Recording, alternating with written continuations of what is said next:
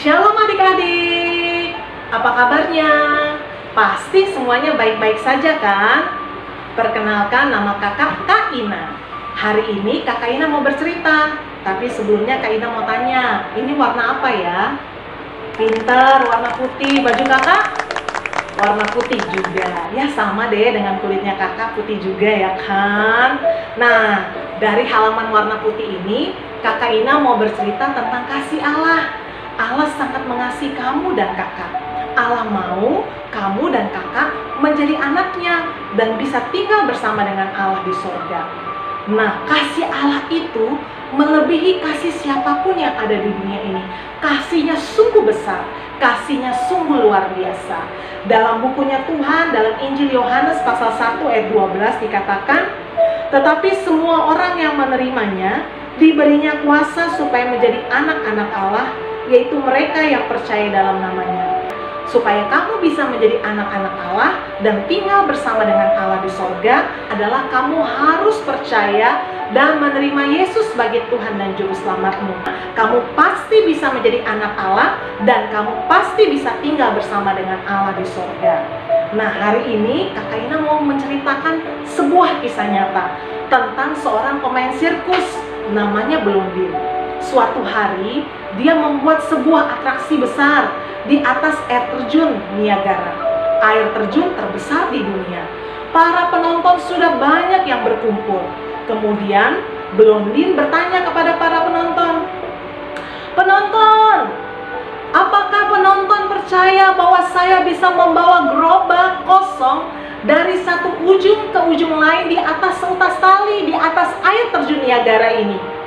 Semua penonton yang hadir pada waktu itu berseru, "Kami percaya, Pak Blondin hebat. Pak Blondin pasti bisa membawa gerobak kosong itu dari satu ujung ke ujung yang lain dengan selamat. Semangat Pak Blondin!" Akhirnya Pak Blondin bersegera memegang gerobak itu dan membawa gerobak itu di atas seutas tali dari satu ujung ke ujung yang lain. Dan dia berhasil. Dia selamat sampai di tempat tujuan. Semua orang berseru dan bersorak, "Pak Blondin hebat! Pak Blondin hebat! Semangat Pak Blondin!" Semuanya memuji Pak Blondin. Tapi Pak Blondin berkata, "Tunggu dulu, masih ada atraksi yang kedua. Sekarang saya akan membawa gerobak isi pasir dari satu ujung ke ujung yang lain di atas seutas tali. Siapa yang percaya kalau saya bisa membawa gerobak isi pasir ini dengan selamat?" Semua penonton yang hadir kembali berseru, "Kami percaya, Pak Blondin pasti bisa membawa gerobak isi pasir itu dari satu ujung ke ujung yang lain dengan selamat. Semangat Pak Blondin, Pak Blondin hebat!" Akhirnya Pak Blondin pun bersegera memegang gerobaknya dan mulai berjalan di atas seutas tali dari satu ujung ke ujung yang lain. Dan dia berhasil. Dia selamat sampai di tempat tujuan. Semua orang bersorak, "Hore! Hore! Pak Blondin hebat! Pak Blondin bisa membawa gerobak isi pasir dengan selamat. Semangat Pak Blondin!" Pak Blondin katakan, "Sekarang atraksi yang terakhir.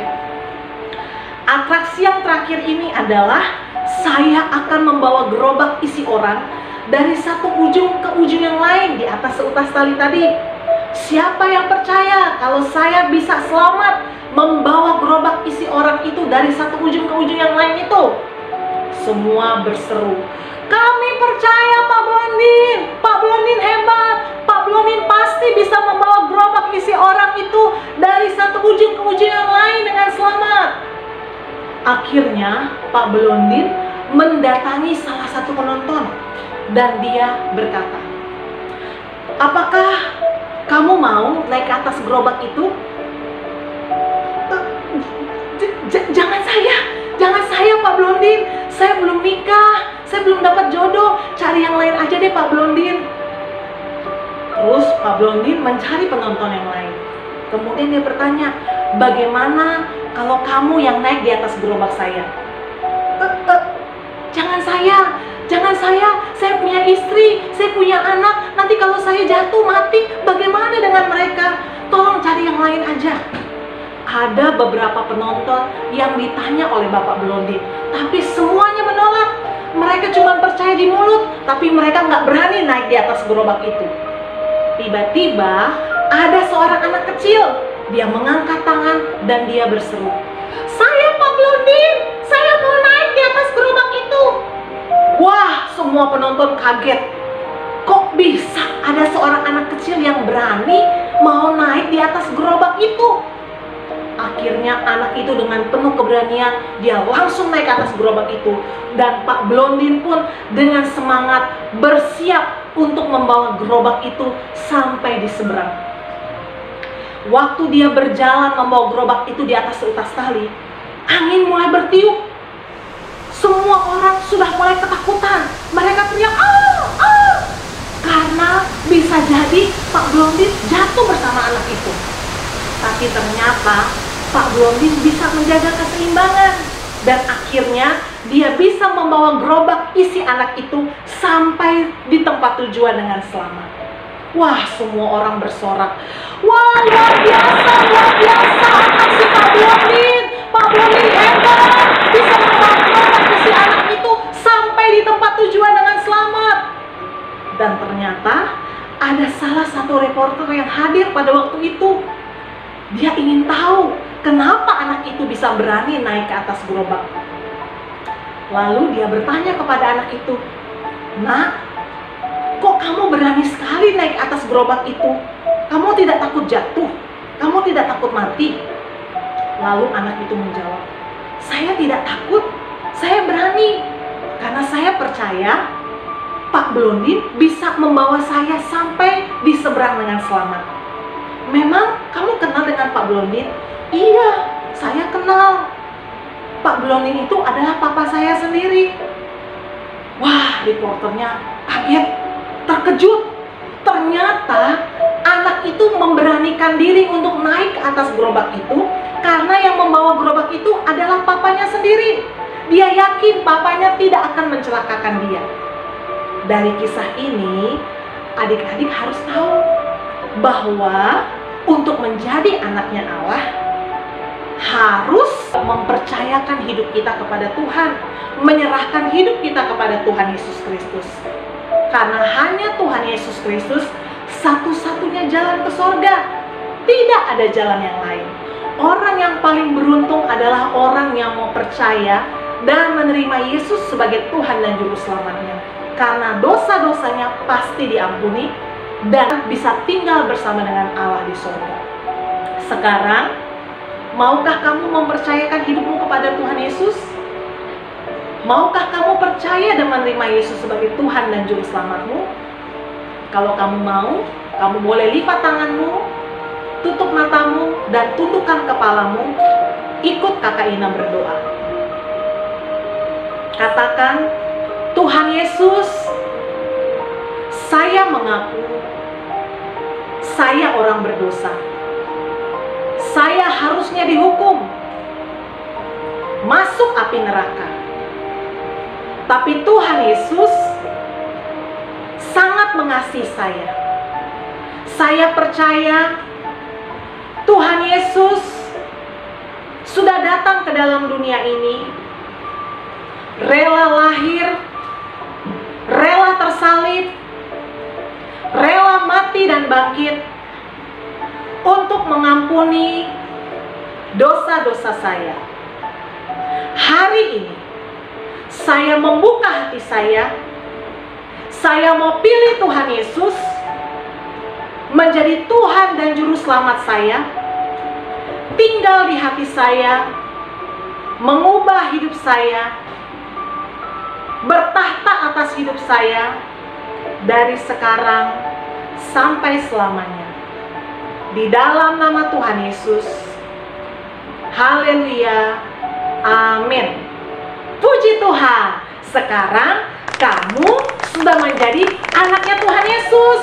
Dan kamu suatu hari nanti pasti bisa tinggal bersama dengan Tuhan Yesus di sorga.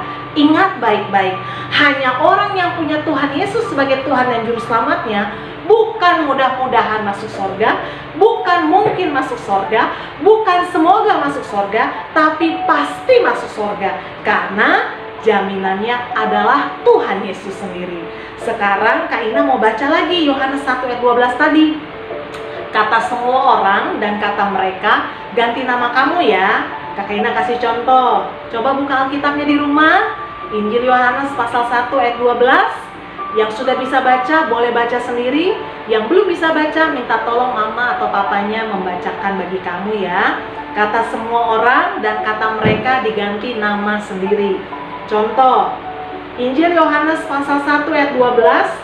Tetapi Ina yang menerimanya diberinya kuasa supaya menjadi anak-anak Allah, yaitu Ina yang percaya dalam namanya. Pintar, coba ganti nama kamu. Jangan ganti nama Ina juga ya.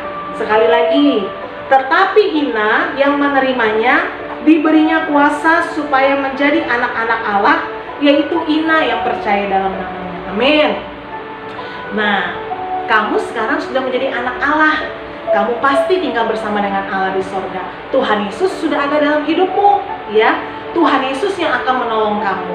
Sekarang janji Tuhan Yesus dalam Ibrani 13 ayat 5c dikatakan, dengarkan baik-baik ya.